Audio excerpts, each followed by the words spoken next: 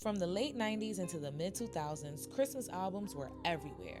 Destiny's Child dropped one, Ashanti dropped one, B2K dropped one, Toni Braxton, Luther Vandross, Whitney Houston, Boyz II Men, the list goes on. On this episode of ERAS, we're breaking down why the music industry was once obsessed with Christmas albums. In the early 2000s, people were still buying physical CDs, and when the holidays came around, they bought a lot of them. Record labels knew Christmas albums were guaranteed Q4 money. You didn't need a huge rollout. You didn't need a massive radio push. All you needed was a recognizable face, a few covers, a couple originals, and boom, bankroll. Destiny's Child's holiday album, 8 Days of Christmas, went platinum, selling over 1 million copies.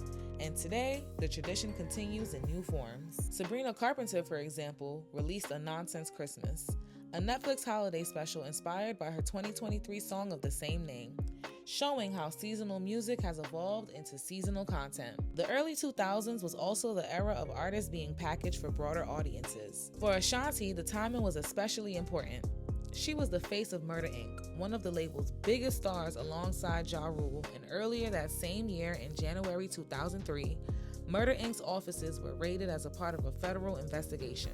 So when Ashanti's Christmas dropped in November 2003, it wasn't just a seasonal project. It was a reset for her image. It reinforced her status as the princess of R&B, someone who's safe for every household and every radio station. And for B2K, who were the biggest teen group in America at the time, a Christmas album practically sold itself to their fan base. Cute boys singing holiday songs, millennials ate it up. Holiday albums also fill the gaps between major releases. B2K released Santa Hooked Me Up in October 2002, then dropped their next major studio album, Pandemonium, just 6 weeks later. For labels, they were the perfect holdover project and kept fans fed. But beyond business, it was cultural. The early 2000s were filled with fan culture. Teen magazines, mall performances, TRL, 106 & Park, Disney Channel, Nickelodeon. Entertainment felt communal. And Christmas albums fed heavy into the nostalgia, family-oriented, everybody sits around the TV era. Holiday concerts, holiday specials, holiday radio countdowns, it was a moment. The end of the Christmas album era is directly correlated with the collapse of teen culture. TRL was declining and would be canceled by 2008. 106 & Park was changing direction. Disney Channel and Nickelodeon weren't producing music moments the way they did in the early 2000s. And the teen magazine world was disappearing. That teen and tween audience was the backbone of Christmas album sales.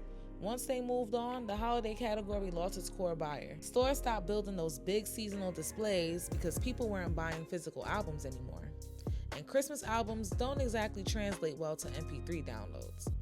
Nobody's gifting a $1.29 holiday single. And don't forget about the Queen of Christmas. All I Want for Christmas Is You became its own industry, dominating radio, TV, retail, and even TikTok every December. It generates at least $2.5 million every holiday season. A 2021 estimate put the revenue for that song in that year at $6.16 million. The holiday market pretty much belongs to Mariah Carey. So that era, the holiday boom, it was bigger than nostalgia. It was a strategy, a cultural moment, a business move, and a reflection of how the music industry worked before streaming. Drop a comment with your favorite Christmas song or holiday album and subscribe to 2B's TV for more episodes of ERAS.